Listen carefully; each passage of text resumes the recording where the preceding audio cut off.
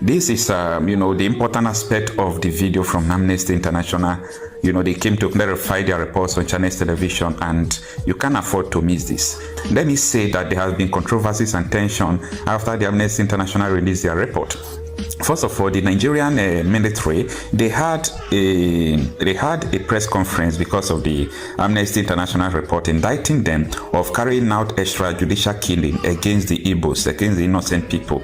That is not the only ones. The federal government of Nigeria is not happy with Amnesty International because it has destroyed everything they thought and think about IPOB and ESN. Now, if you listen to this man, you will understand that even the evidence that the federal government of Nigeria presented before the court against Nnamdi Kanu, when they mention places that IPOB and ESN are operating there, Amnesty International report is contrary to that, and that is what this man have been saying, that they are going to mobilize influences from across the world for them to put their eyes on what is going on in the southeast. They said the bubago is being used by politicians to kill the Igbos.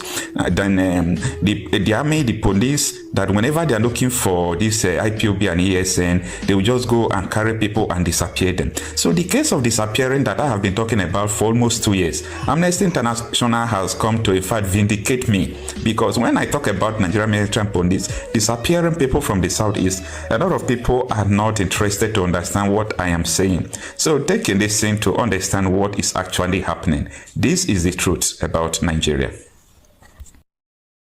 So I'm looking at part of the reports of Amnesty International, one of the summaries, which I would like you to provide insight. So he said, the multifaceted nature of the actors in the Southeast violence makes it easy for state and non-state actors to reduce the actors to a singular narrative, an IPOB ESN secessionist group. What do you make of that?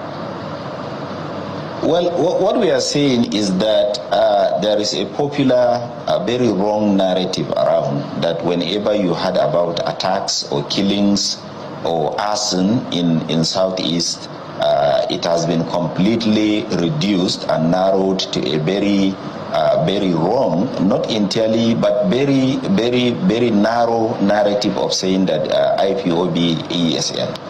But the issue is beyond that. We believe that focus, or that wrong focus, and narrowing down everything to ESN and IPOB has completely deprived the authorities of the opportunity to holistically look at the problem and solve it. Beyond the issue of IPOB and ESN, there are so many other issues. Drugs, there are issues of cult groups, there are issues of political violence, all this, and criminality, whereby because gunmen believe that whenever they strike, the blame is shifted to IPOB, therefore they continue to do their activities. And we believe that has made it very difficult for the government to address the problem, and it has narrowed down the problem to the wrong focus. That is why we said this crisis is hybrid. It has so many faces, it has so many dimensions, and all dimensions have to be looked at and thoroughly examined so that people will live in peace. Many people don't go to the Southeast anymore to bury their dear ones. Many people don't go at Christmas. Many people don't go on holidays to visit their families. They have to move their families somewhere safer, either Lagos or Abuja, and then they meet their families. And this is unfortunate, and it is affecting people's right and dignity of life itself. And that is why we said that the problem has to be examined. The narrative has to move realistically beyond narrowing it down to IPOB and ESN. And your report indicts the police, the military, and Ibubuagu in the southeast of much of these killings, to which the Defense Headquarters has been responding. The Director of Defense Media Operations, Major General Kangi, particularly responded. We'd like you to listen to the soundbite, and we'll come back for your reaction. Like I always tell you, everybody with phone in his hand, mobile phone, Android phone, is a potential source of information to the whole world, not even to us here. As you are sitting down now, you can send information to any part of the world that you want, and you say what you want. Nobody will tell you for that. You have, because there is freedom of whatever you want to do. But we can tell you that the military is not engaged in any extrajudicial killing in the southeast. You will all agree with me that the effort of our troops in the recent 2 months have significantly improved the security situation in our country, as most of the reports we have been hearing and operation being conducted has reduced because the efforts of those criminals have seriously been degraded. There you have it, the response from the defense headquarters. And in fact, if you listened, if we were able to take it further, you'd have heard him say that Amnesty International position is consistent with your long-standing posture towards the Nigerian military. How do you respond? Well, I think what the defense spokesperson said is completely wrong, and I believe he hasn't, or they haven't read our report. In the report, we also mentioned cases where military men were executed, their bases attacked or their barracks attacked. We also mentioned the fact that because of consistent attack on security agencies, which are unlawful as well, they could not be able to do their duties effectively. And we also mentioned cases where soldiers were executed by gunmen. And therefore, it is not about consistency, about condemning the military. What we are doing is doing the honest thing and saying that we have cases. While doing this investigation, we interviewed 100 people. And out of that 100, 95 of them, we interviewed them face-to-face in the southeast region. So we have our evidence, and we believe that the military should take time to read this report and look at cases. In fact, before we even release the report, we also send them letters telling them that we have these allegations. If you have any detail that can help us to understand what is going on or how your operations affect human rights, we will be glad to have them. And we didn't hear from them. Therefore, I don't think that there is any weight or any credibility to the claim that we are consistently against the military. We have nothing against the military, and we always believe that they are doing a constitutional responsibility. But that does not deflect the fact that they have to comply with human rights. And we will not shy away from pointing out whenever human rights are violated, because security is for people to live with dignity. And if it ends up becoming a means through which people are deprived of their personal liberty, we have to say it, and we have to say it bluntly without fear. We may not, it's not difficult to understand when criminals carry out criminal acts, but let's talk about this part of extrajudicial killing in terms of an explainer here. Well, the DHQ was just given his position. I don't think they put out as many facts as possible, but they dismissed the allegations in clear terms. So when you say there's extrajudicial killing, give us maybe an instance. For example, is it the fact that they catch a criminal and they kill the criminal and without a due process, or innocent people are caught in the crossfire? What exactly is the nature of this extrajudicial killing? Well, the extrajudicial killings that we have recorded included raids. For example, in places where members of IPOB or ESN are suspected to be located. In the process of those moves to either arrest or carry out security searches, that is where this kind of extrajudicial executions happen. And there are cases where people are picked up from their homes and they are never heard of forever. We have, in the report, we documented cases of at least 4 people who were picked up by security men and nothing has been heard about them as far back as 2021.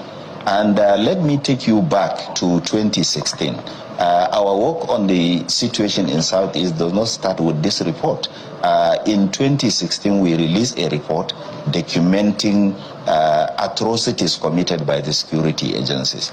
And we continue to document these incidents, and if the military and the police and any other agency is interested, we are glad to give them details of families, of people with names and addresses and date of birth who have been extrajudicially executed, not only by the police, not only by the military, but also the Bube Egu, which is a paramilitary outfit set up by some governors to address incessant security crisis in the region. And they ended up becoming a means, as we know, vigilante all over Nigeria do this because they don't care about human rights and they can easily be manipulated to go after enemies of politicians or something like that. So we have our evidence, and we are very glad, we are very happy to present those evidences, and we are always in touch with families of victims. And we believe that there is need to do a soul search about these things. Let us come and sit down, look at those cases, and find out who did what and when, and let us make sure that the full weight of law come in to ensure justice for the victims.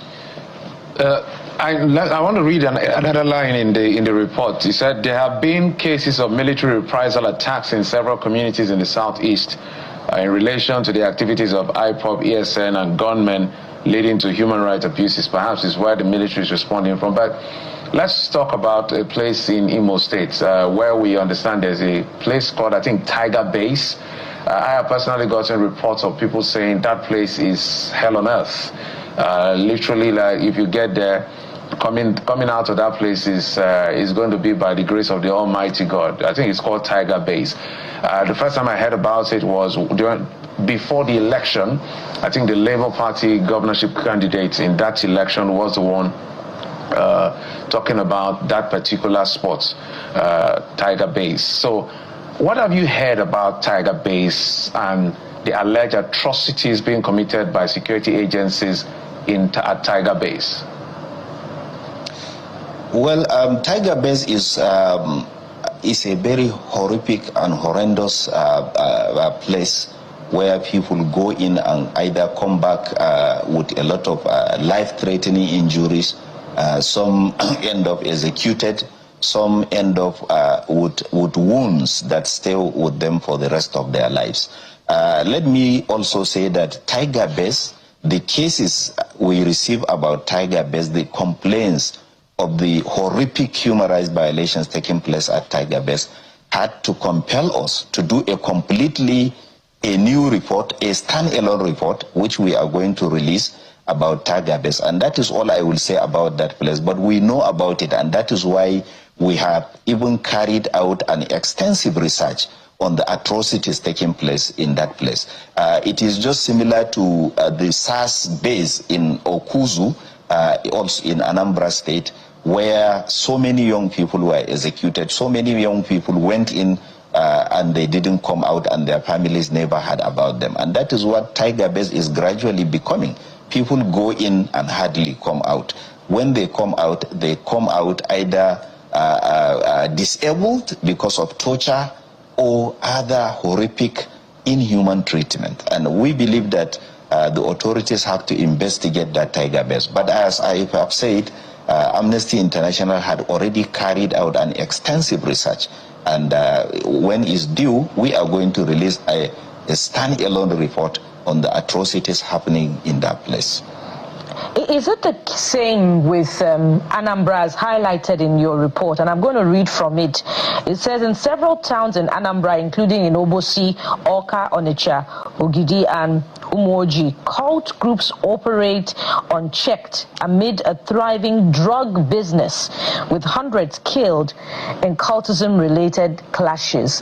What can you tell us about your engagement with the police and media investigations about the atrocities being committed here, and why is there a helplessness in tackling this? Well, if you read some parts of the report, you see that we have mentioned the fact that places like Obosi and other related places where there are huge killings as a result of cult activities, we have made it very clear. The reason why these things have been going on in those areas and other parts of the south is because almost many or all the police stations in those areas have been either burned down, the policemen killed, or something like that. So without the police and with their barracks, with their police stations constantly being attacked and their men being killed, that is why those places became what can best be described as wild west, where anything just happened without any deterrence. And that is why these things continue. And that is why we even said that these attacks on security agencies are gross human rights violations and crimes that must stop. And that is why we continue to point out that if these things continue, there will be chaos and the effect is better imagined. All right, so in winding down, in wrapping up this conversation, Amnesty has always been the conscience trying to check excesses in terms of human rights, and we cannot wait for that report on Tiger Base. And when it comes out, we invite you, also invite the government, because there's this back and forth as to that particular place, the notorious things that go on there as alleged, and people just disappear according to what we hear. But the government will also, the authorities, the police, I guess, will be in a good position to speak. So we are waiting for that Tiger Base report, because we cannot have the Okozo on our hand, no matter the situation, especially if it has to do with human rights. But I'm sure everybody has an explainer. But in winding down, Amnesty International doing their work. When you put out all of these reports and you make a case, but the government doesn't seem to respond, or the people you're trying to address this report to are not bulging or are denying or are literally just, aloof or evasive. What next? What is the next line of action? Is it just talk? Well, it's not talk. Amnesty International is a global organization. We have over 10 million members across the world. And we are not only in Nigeria, we are in almost 152 countries. And we pull our force, we pull our numbers, we pull our capacity to mobilize and sensitize and influence policy. We use it everywhere. For example, the campaign on the situation in the Southeast is going to take place all over the world. It will continue. We will make sure that the world's attention is brought to it. We will make sure that appropriate authorities have done the right thing. And it is not only about talks. These things are documented, and I don't think that anything that has been documented will end up as a talk. We believe that even if this leadership or current government and the ones to come and the previous ones continue to ignore these things, we believe that one day justice will catch up with all the human rights violators.